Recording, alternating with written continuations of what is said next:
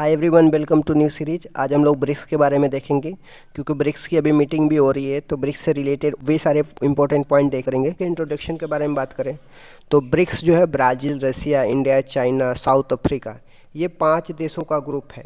पहले 2006 में ब्रिक्स को बनाया जाता है, लेकिन साउथ अफ्रीका 2010 में जाके जोड़ता है।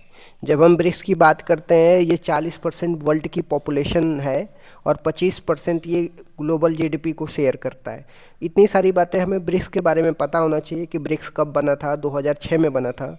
और पहले ब्रिक हुआ करता था ब्राज़ील, रशिया, इंडिया, चाइना। बाद में साउथ अफ्रीका जुड़ा 2010 में, तब जाके ब्रिक्स हो गया। और जो ब्रिक्स कंट्री है ये पूरी वर्ल्ड के पॉपुलेशन का 40% पॉपुलेशन शेयर करती है।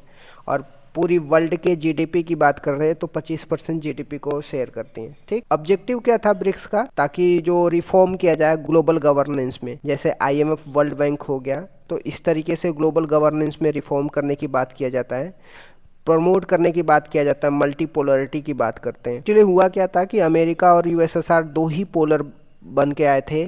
जब यूएसएसआर का विघटन हो गया, यूएसएसआर टूट गया, तो केवल सिंगल पोल निकल के आ जाता है USA.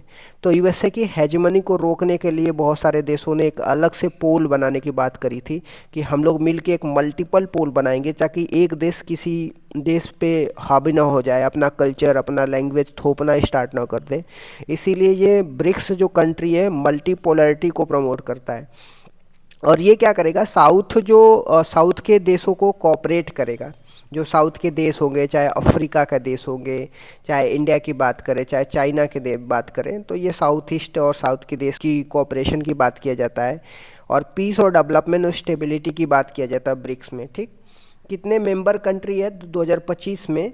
Brazil, Russia, India, China, south Africa. तो अभी जो ब्राज़ील के लूला दा सिल्वा हैं, रशिया के व्लादिमीर पुतिन हैं, इंडिया के नरेंद्र मोदी हैं, और चाइना के जी जिनपिंग है, साउथ अफ्रीका के साइरिल रमफोसा है। ठीक, तो ये 2025 में मेंबर है। ठीक, आगे देख लेते हैं कि इंस्टीट्यूशन कौन सी है। तो जब ब्रिक्स की इंस्टीट्यूशन की बात किया जाता है तो एनडीबी है। एनडीबी का हेडक्वार्टर आपको शंघाई देखने को मिलेगा।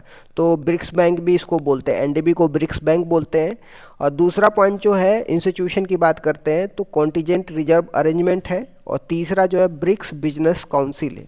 चौथा थिंक टैंक काउंसिल है। तो ये 4 आपको इंस्टीट्यूशन ध्यान में रखना है। इसका संबंध ब्रिक्स से। 15वीं ब्रिक्स की 15वीं समिट जो हुई थी 2023 में, जोहान्सबर्ग हुआ था, साउथ अफ्रीका में हुई थी। और 16वीं जो मीटिंग हुई थी कजान, रशिया में हुई थी, जिसमें डी डॉलराइजेशन फोकस किया जाता है। डी डॉलराइजेशन पे फोकस इसलिए किया जाता है क्योंकि एक ही करेंसी पूरे वर्ल्ड पे डोमिनेंस ना करे। इस वजह से हम दूसरी तरह से दूसरी करेंसी पे भी हम फोकस करेंगे, ताकि दूसरे करेंसी में भी हम बिजनेस का लेन देन कर सके। ठीक, ब्रिक्स प्लस की बात करते हैं तो 2024 में कुछ नए मेंबर भी ब्रिक्स में आके जुड़ गए हैं, जैसे इजिप्ट हो गया, ईरान, यूएई, ठीक, इथोपिया, अर्जेंटीना एंड केएसए। ठीक, तो ये कुछ इंपॉर्टेंट मेंबर 2024 में जुड़ गए। मोटिव्स क्या है? वेस्टर्न डोमिनेंस, जो वेस्टर्न कंट्री है उनके डोमिनेंस से के खिलाफ आवाज़ उठाना। एंड जो चैलेंज है इसमें ब्रिक्स का, यूनिटी इन डाइवर्सिटी, एक one of the most important challenge है। ठीक, ब्रिक्स और जी7 में क्या अंतर है, मतलब क्या डिफरेंसेज है? तो ब्रिक्स जो है emerging, exclusive, inclusive, multipolar world के आर्डर की बात कर देता है, जबकि जो जी7 है develop, exclusive, western centric order की बात किया जाता है। वेस्टर्न पे ज़्यादा फोकस किया जाता है, एक्सक्लूसिव की ज़्यादा फोकस किया जाता है। ये डेवलप कंट्रियों का ग्रुप है। ठीक, अब ब्रिक्स जो है इमर्जिंग कंट्रियों का ग्रुप है, इनमें इंक्लूसिव की फोकस किया जाता है, मल्टीपोलर वर्ल्ड ऑर्डर की फोकस किया जाता है। ठीक, इंडिया का रोल क्या है ब्रिक्स में? तो इंडिया जो है एक leadership in digital public gold में करता है। हेल्थ डिप्लोमेसी में वैक्सीन, जैसे वैक्सीन शेयरिंग की बात करते हैं तो पूरे वर्ल्ड में वैक्सीन को इंडिया ने शेयर करी थी। उन्होंने यूनाइटेड नेशन सिक्योरिटी काउंसिल में रिफॉर्म के लिए ब्रिक्स कंट्री ने क्या करी थी? एडवोकेट करी थी।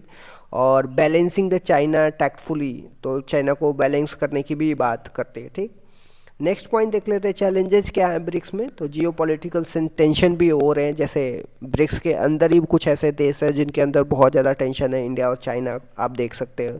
इंस्टीट्यूशनल एसिमेट्री आपको देखने को मिलेगा। ठीक, डॉलर की डिपेंडेंसी, मान लीजिए कि ब्रिक्स के बहुत सारे ऐसे देश हैं जो डॉलर पे डिपेंडेंस है पूरे वर्ल्ड में व्यापार करने के लिए। तो ये one of the most important challenges है, हम दूसरी करेंसी की तरफ भी फोकस कर सकते हैं पूरे वर्ल्ड में व्यापार करने के लिए। Implementation of bottleneck, this is the another challenges.